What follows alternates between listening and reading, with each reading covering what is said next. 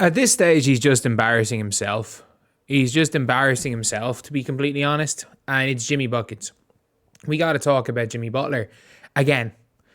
The man has been suspended by the Miami Heat. Again.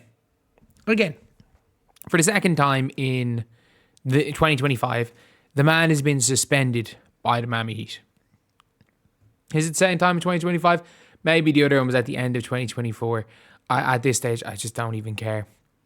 Like, look, you can say the first suspension was harsh, but this one is on Jimmy. There's no blame in the Heat for this. Like, this is... Like, he's getting paid $50 million. I'm sorry, like, for all the people defending Jimmy Butler, there's a reason why the Players Association won't step in.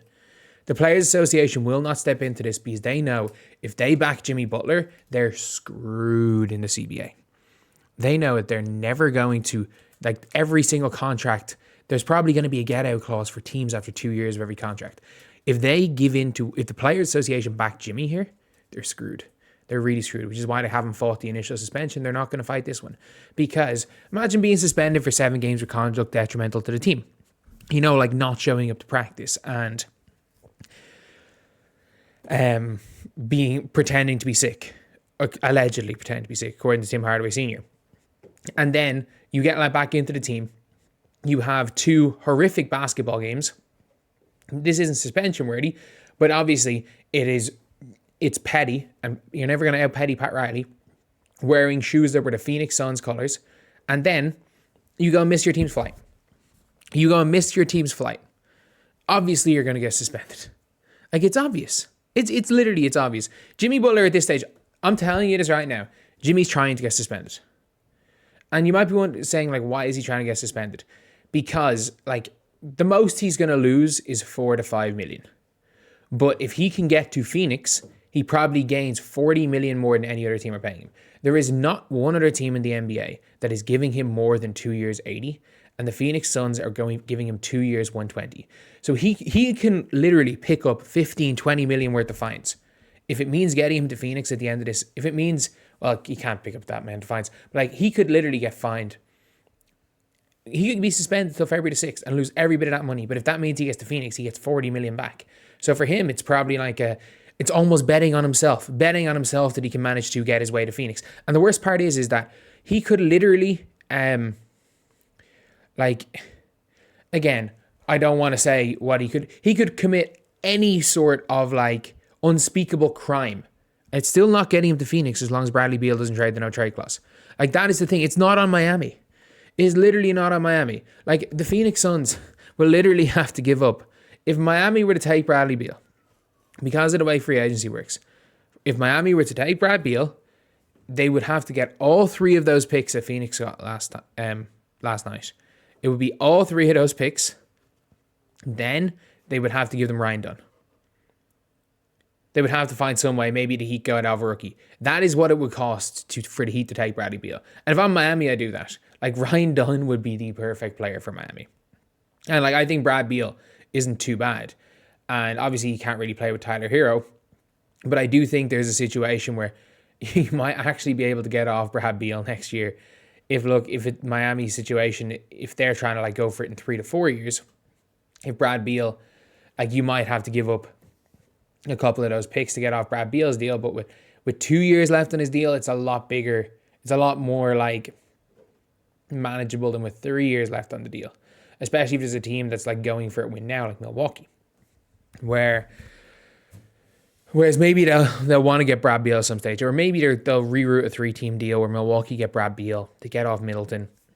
Who knows? But like, all Jimmy Butler is doing, because the Miami Heat have no power to get Jimmy Butler to Phoenix, because Miami are not taking Bradley Beal.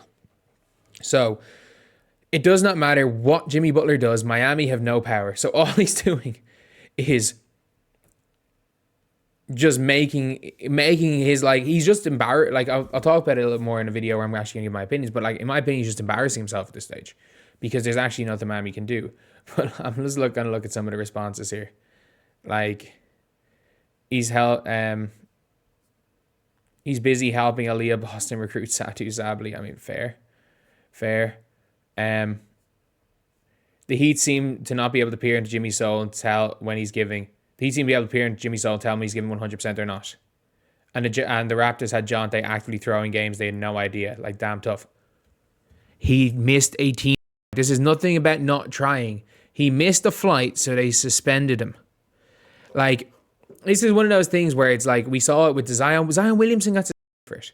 Where any team can, if you do something like this, a team can suspend you. Like, if you are late to practice constantly, a team can suspend you for that. A lot of the time with stars, teams choose not to.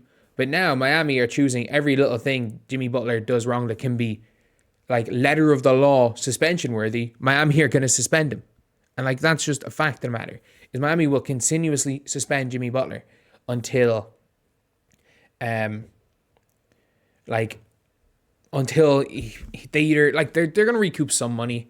They're getting some money off him. Like, at this stage, the reason why they're suspending him is so that Jimmy Butler isn't simultaneously trying to sabotage the franchise while being paid to do it. At least if he's sabotaging the franchise aren't paying him to sabotage the franchise. And people are like, oh, they can just send him home. And it's like, it's not even about that. It's the principle. I can't take this. Please put me out of my misery. We're all on Jimmy's side. I actually don't understand how anyone can be on Jimmy Butler's side now. Like, but if you'd be crashing out if he was on the Clippers, it's like, nobody should be on Jimmy Butler's side. I mean, it's just person to person, nobody should be on Jimmy Butler's side. I will say this, like, initially, when Jimmy Butler requested a trade in the offseason and Miami tried to run it back, and Jimmy Butler, the reason why Miami weren't competitive is because even when Jimmy Butler was on the floor, he hasn't been good. Like that's literally it. Even when he's been on the floor, he's kind of sucked. So, like, that's where the biggest issue is. Like, if Jimmy Butler was playing like he could at his best, Miami would be in a much better situation, which is the funniest thing about all of this. But yeah, it's, why would any superstar ever go to Miami to see them never give Jimmy any help, treat him like this?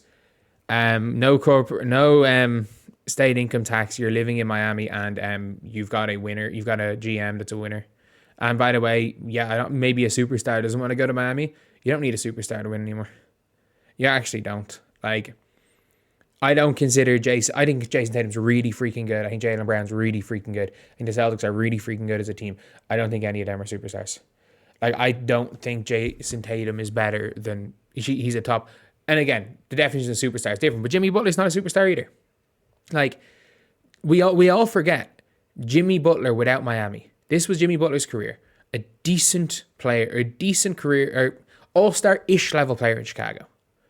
Then he goes to Minnesota, has a solid first half of his first season, then gets injured and the team kind of implodes, then comes back and they get to the playoffs and they get killed in the first round.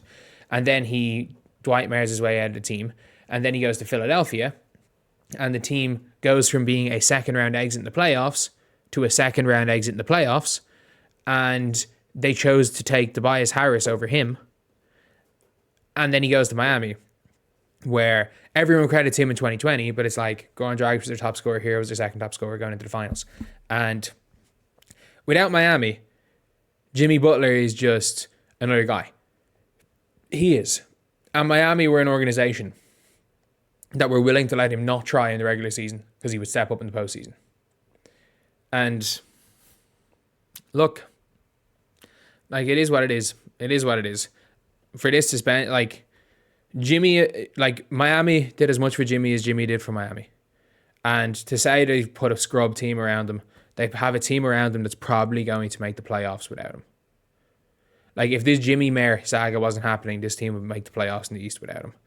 There are not that many teams, if you take their best player off them, would make the playoffs. And the Phoenix Suns, the Miami Heat are more likely to make the playoffs than the Phoenix Suns. You put Jimmy in Phoenix, they might not make the playoffs. But he doesn't give a damn about that. He doesn't give a damn about winning. He never gave a damn about winning. It's all about the money. It's all about the money. Maybe he cares about winning the playoffs, but, like, till then, couldn't care less. And you know what? The team he's going to might not even make the playoffs if he doesn't try in the regular season.